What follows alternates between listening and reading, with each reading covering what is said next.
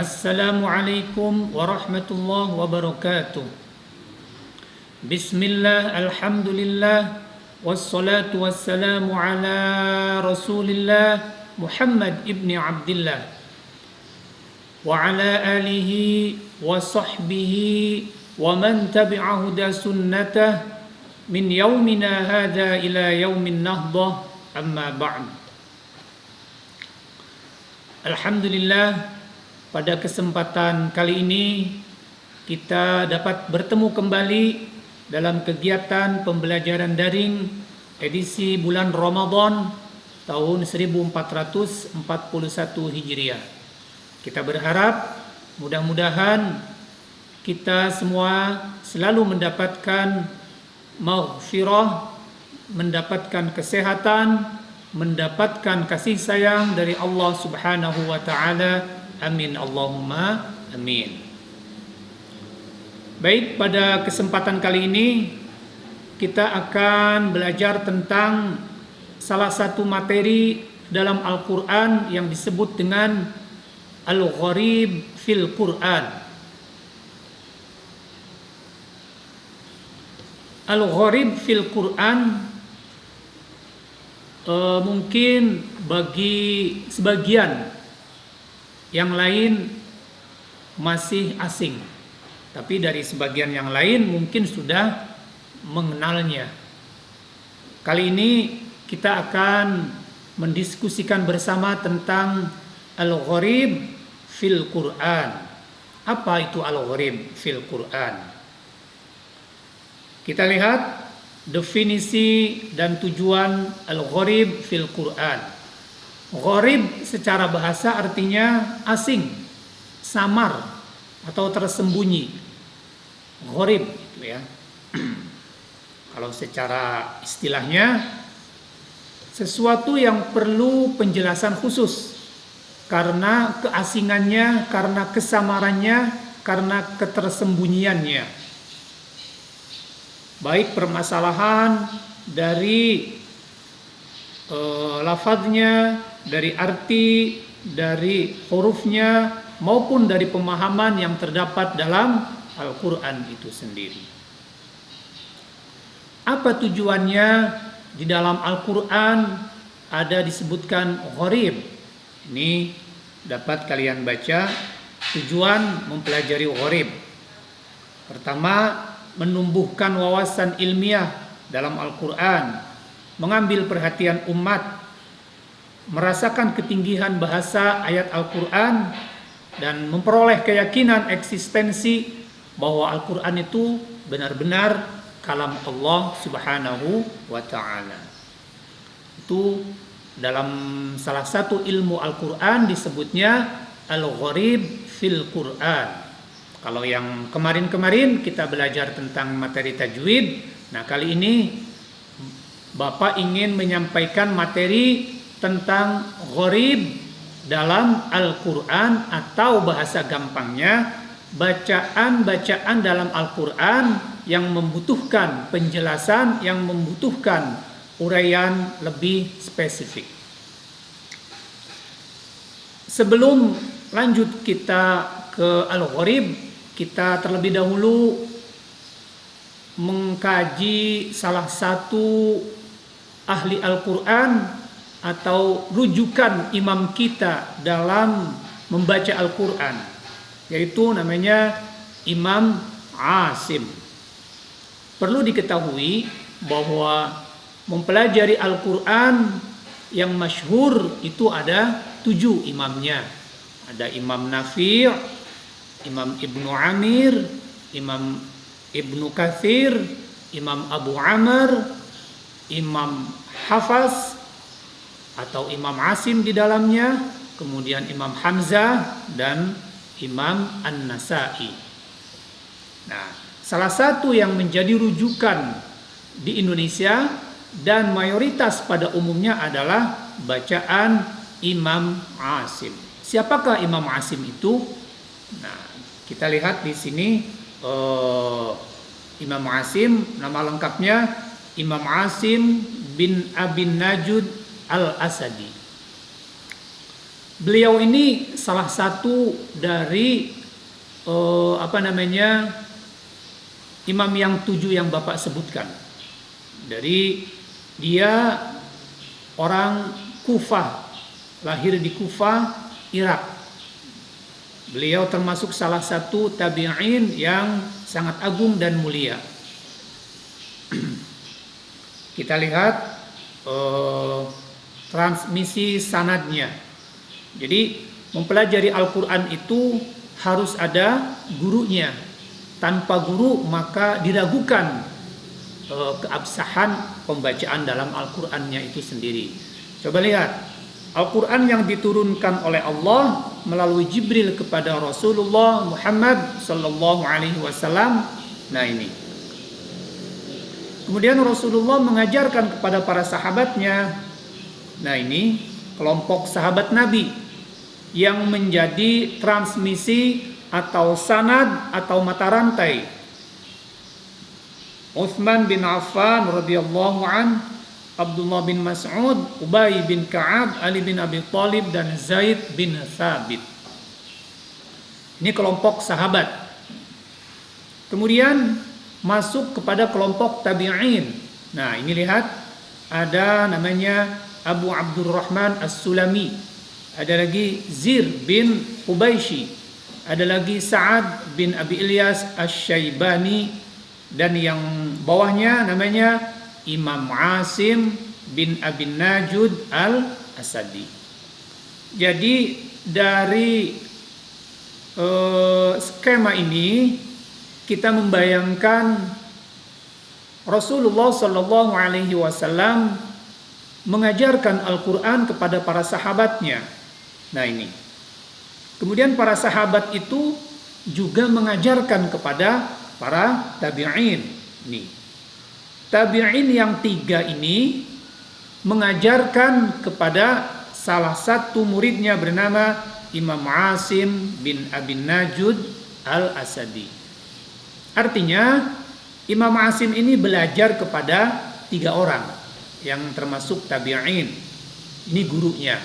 3 orang ini belajar kepada 5 orang ini gurunya. 5 ini belajar kepada Rasulullah. Rasulullah dari siapa? Dari Allah Subhanahu wa taala melalui malaikat Jibril. Bukan berarti sahabat hanya ini yang belajar Al-Qur'an. Banyak sekali, tetapi yang menjadi guru, yang menjadi sanad transmisi Imam Asim inilah. Nanti dari Imam Asim ini terus ke bawah terus sampai ada sanadnya, sampai alhamdulillah nyampai di Al-Wasilah ini. Mudah-mudahan sanad kita dalam mempelajari Al-Qur'an sampai kepada Rasulullah sallallahu alaihi wasallam. Baik, itu sekilas tentang bagaimana transmisi sanad dalam belajar Al-Qur'an sehingga kita sampai sanadnya, transmisinya, urutan guru-gurunya kepada Rasulullah. Nah, kita kembali ke bacaan gharib dalam Al-Quran. Bacaan gharib dalam Al-Quran sangat banyak dijumpai, tetapi di sini hanya beberapa saja. Kita lihat yang pertama ada sakta. Kemudian ada namanya imalah. Kemudian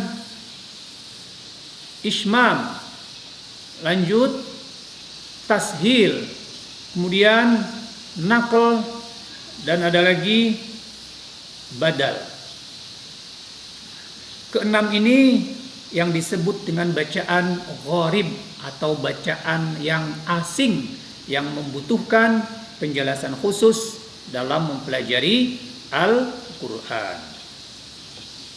Sebagian mungkin ada yang sudah memahami, sebagian lain juga ada yang masih belum memahami. Kita mulai dari sakta. Perhatikan definisi sakta. Berhenti makna dari sakta ini. Secara istilah berhenti sejenak dalam melafalkan Al-Quran tanpa bernafas. Jadi hanya sebentar saja sakta. Mungkin sudah ada dalam salah satu surat dalam juz 29. Mungkin sudah ada yang hafal, tapi ada juga yang tidak tahu, biasa aja cara membacanya.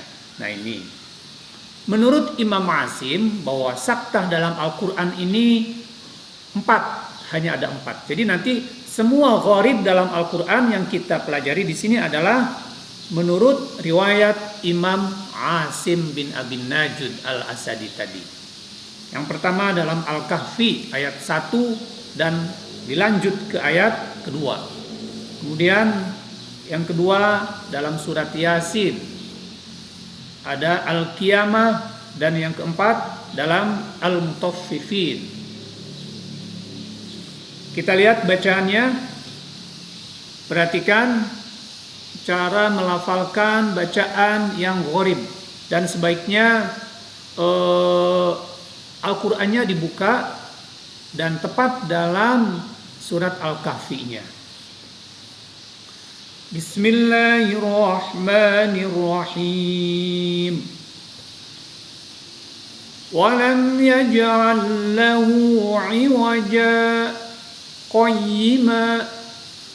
qayyiman liyunzira ba'san syadida.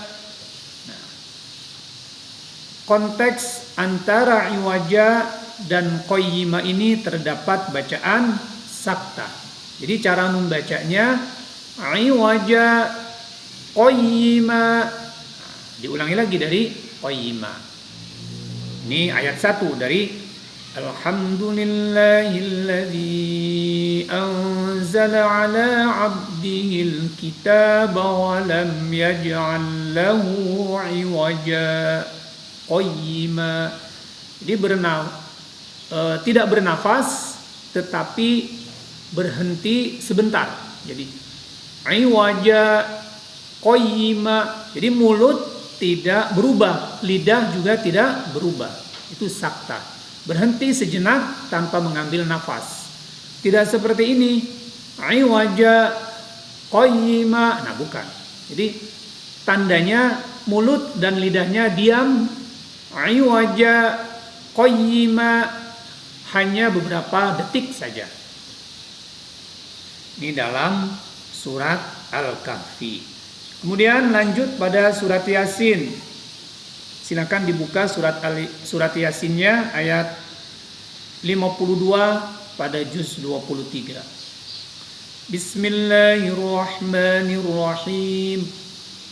Qalu ya wailana man ba'athana min marqadina hadza ma wa'ada ar-rahman wa sadaqal mursalun.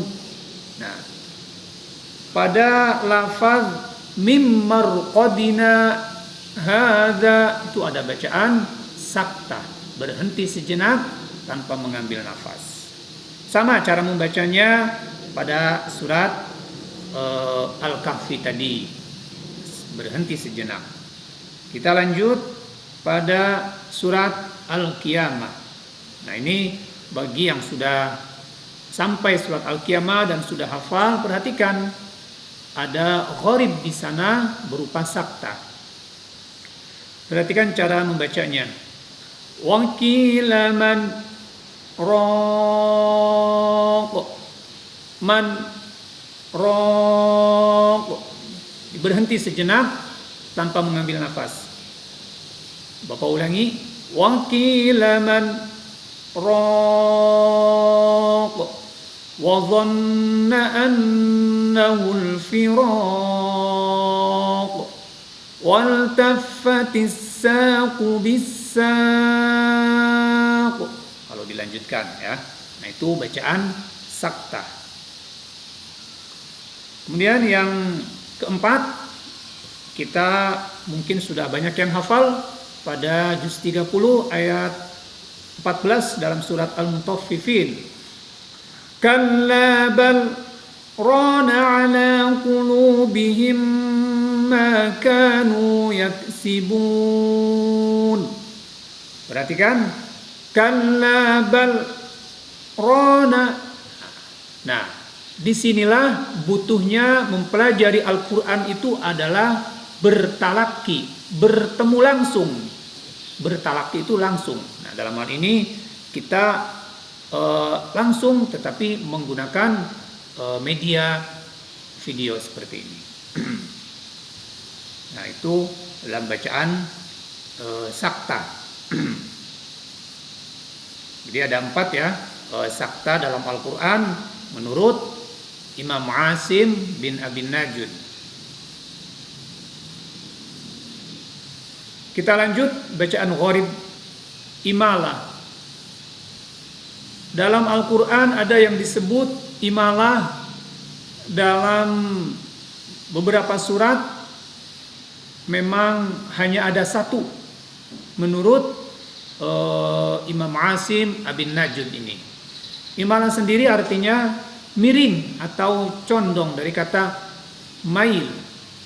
Imalah artinya bacaan yang condong atau miring dari harokat fathah ke harokat kasrah atau dari huruf alif ke huruf ya. Nah, kecenderungan fathah ini seolah-olah kita membaca kalimat re. Nah, seperti saat membaca mereka atau sate.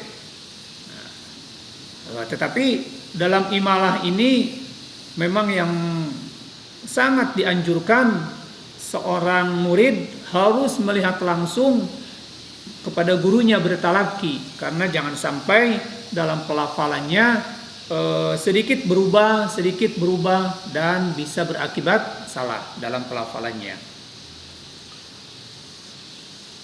Ini hanya ada 1 dalam Al-Quran, tepatnya pada juz 12 surat Hud ayat 41. Silakan bisa dibuka Al-Qurannya surat Hud.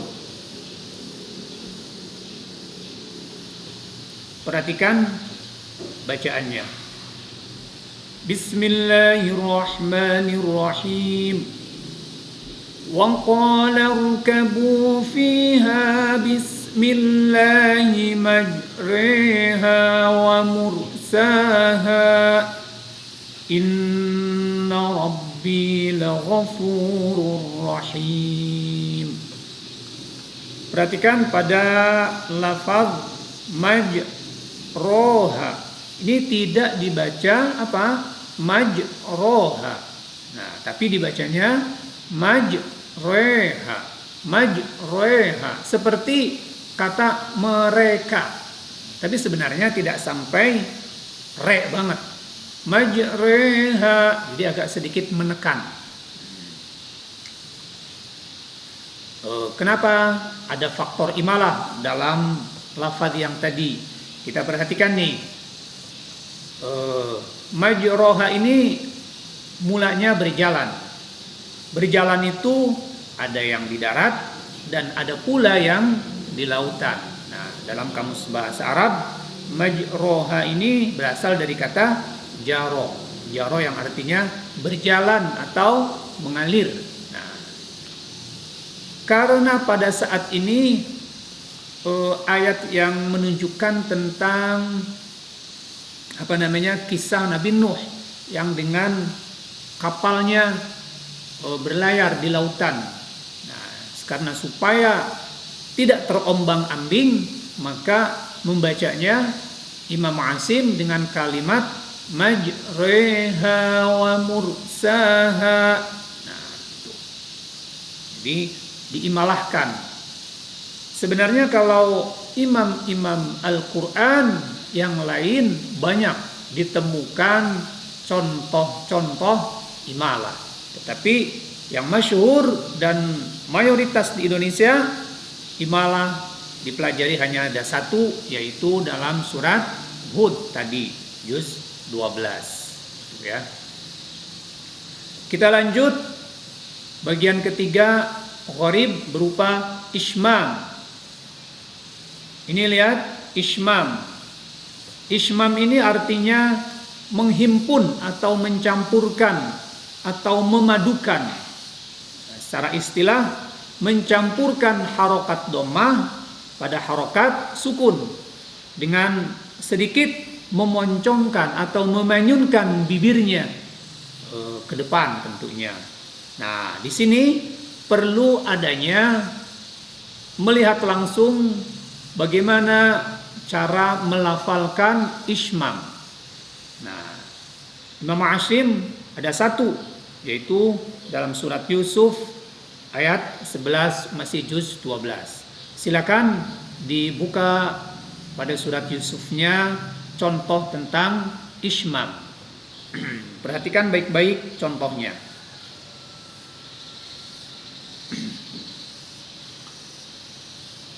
Bismillahirrahmanirrahim.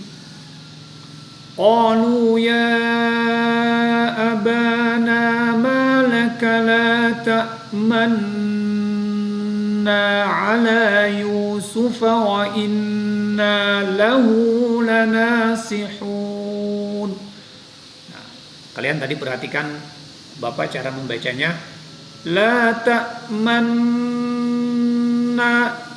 Jadi dalam membaca manna, bukan manna gitu, tetapi manna. Jadi ada sedikit manyun sebentar ketika sedang berdengung pada ghunna musyaddadnya huruf nun. La ta'manna. Nah, itu disebutnya ismam, memadukan antara dhammah tadi dengan harokat lainnya. Ini asalnya la ta'manuna, itu asalnya itu la ta'manuna. Huruf nun itu nu, jika dibaca pasti bibir agak sedikit manyun, yang disembunyikan, cukup diisyaratkan dengan manyun atau memanjangkan ke depan. Jadi la ta'manna, nah itu boleh. La ta'manna. Jadi ada sedikit efeknya dalam melafalkan kalimat la ta'manna. Nah, nanti bisa dicoba dan dilafalkan sendiri, silahkan. Itu bacaan apa namanya? Ismam.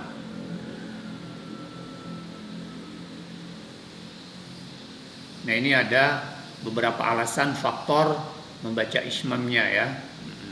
Nah, ini dari kata la ta'manna berasal dari la ta'manuna.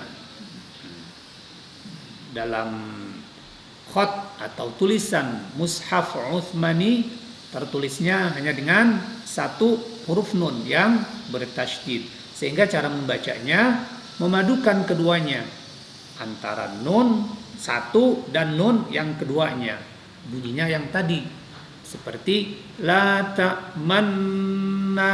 Nah, itu hanya ada satu dalam Al-Quran, dalam surat apa tadi? Yusuf juz 12. Itu ismam ya, bacaan ismam namanya.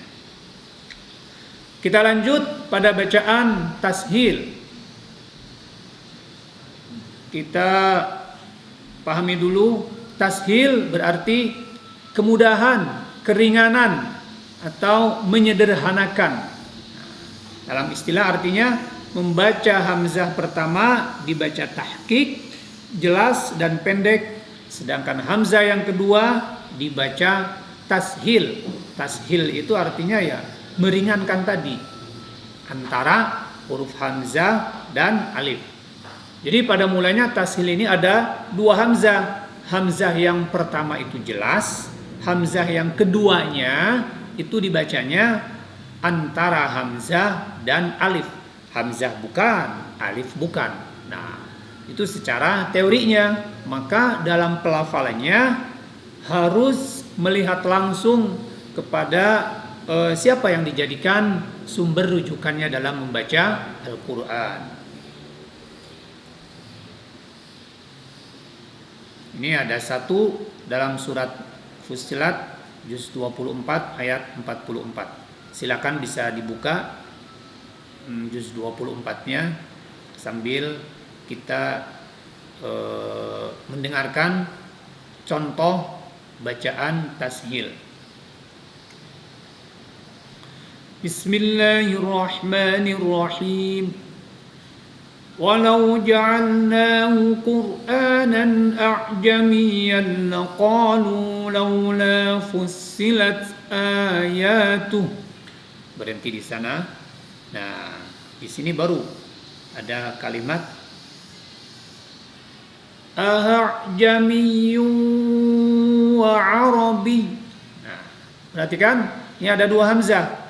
Hamzah yang pertama dibaca jelas, sedangkan hamzah yang kedua dibaca antara bunyi huruf hamzah dan bunyi huruf alif. Jadi tidak dua-duanya. Gimana cara membacanya?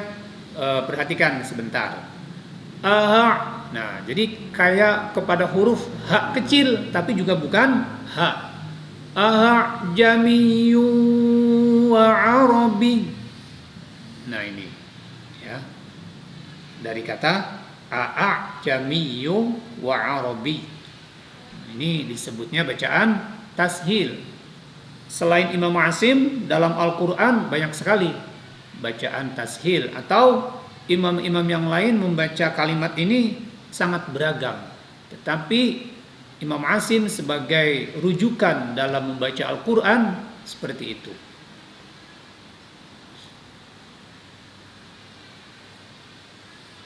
Nah, itu uraian cara membacanya tentang tashil. Kita masuk kepada bacaan naql yang dalam al-gharib fil Quran. Naql itu artinya berpindah, menggeser, mengalihkan.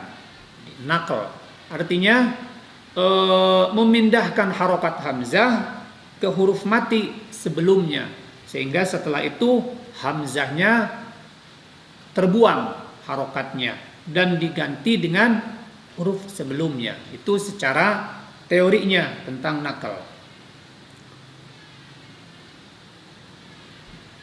Dalam Al-Quran terdapat pada surat Al-Hujurat ayat 11. Silakan bisa dibuka Al-Qurannya, surat Al-Hujurat. Kita perhatikan contohnya dalam bacaan naql ini. Bismillahirrahmanirrahim. Bi'salismul fusuqu ba'dal iman. Jadi kalimat bi'sal ismu dipindah kepada huruf lam. Jadi bi'salismul fusuqu ba'dal iman. Nah, jadi membacanya bukan bi'sal ismu. Nah, itu yang termasuk gharib, asing, samar, butuh penjelasan khusus. Nah, itu yang termasuk dalam bacaan naql, bi'salismu. Jadi tidak membacanya dengan bi'sal ismu. Ini sesuai dengan rosemnya. Nah, itu naql. Nah. Kemudian kita lanjut kepada badal yang termasuk gharib dalam Al-Quran. Ini badal artinya pengganti atau diganti ya. Kalau kemarin kita belajar tentang mad badal, nah kalau sekarang badal dalam arti pengganti sebuah huruf yang terjadi dalam kalimat-kalimat Al-Quran. Ini menurut Imam Asim ada 4 mad badal bukan mad, bacaan gharib yang termasuk badal ini. Kita perhatikan contohnya surat Al-Ahqaf. Nah, ini perhatikan nih pada kata ituni. Ini kalimatnya ituni. Jadi ada 2 hamzah. Nah, hamzah yang keduanya itu diganti badal, namanya diganti seperti kayak bacaan mad. Jadi ituni. Nah, nanti kalau dibaca Bismillahirrahmanirrahim. Ituni bi kitabim min قبل هذا أو أثارة من علم إن كنتم صادقين. Nah ini kurang huruf nunnya ya, in kuntum shadiqin aslinya. Tapi contohnya di sini. Ituni. Nah, itu badal. Kemudian kita perhatikan dalam surat Al-Baqarah ayat 245. Perhatikan contohnya pada kata wayab sutu. Ini tertulis huruf shad. Tetapi membacanya diganti dengan huruf sin. Nah ini. Wallahu yaqbidu wa yabsutu wa ilaihi turja'un. Nah, kalau wayabsutu, kalau shad itu termasuk huruf yang itbaq. Jadi yang ketika membaca agak manyun.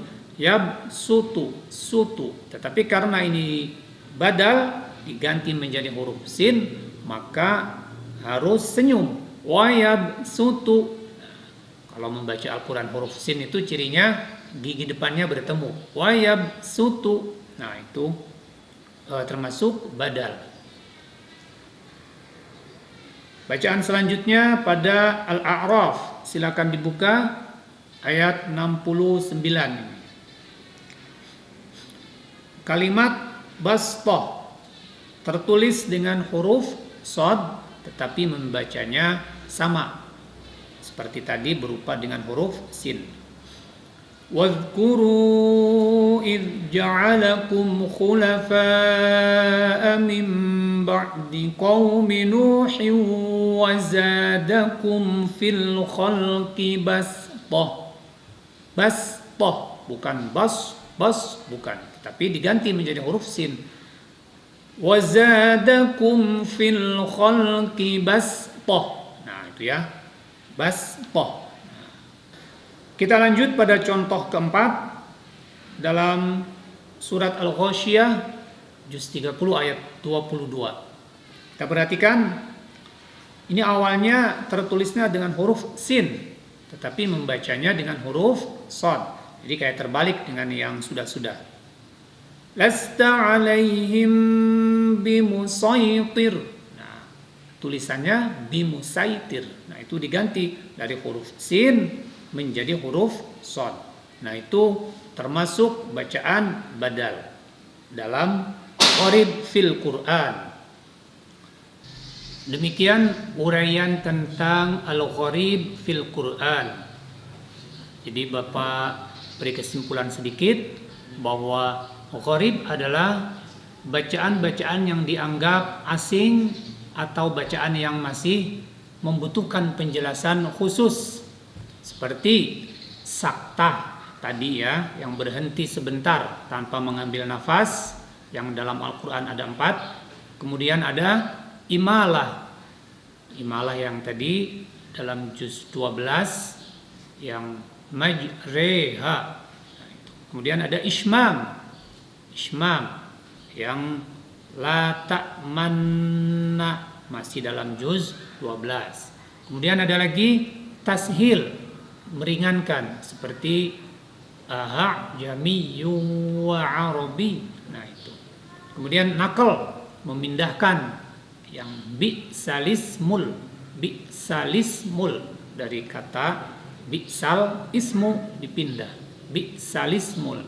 Dan yang terakhir badal yang tadi seperti lasta alaihim bimusaitir. Nah itu uraian sedikit tentang al-gharib dalam Al-Quran menurut Imam Asim bin Abin Najud al-Asadi. Mudah-mudahan ada manfaatnya. Jika ada beberapa uraian yang masih belum bisa dipahami, kalian bisa komentar di bawah atau bisa WhatsApp ke nomor Bapak. Kurang lebihnya mohon maaf. Wal 'afwu minkum. Wassalamualaikum warahmatullahi wabarakatuh.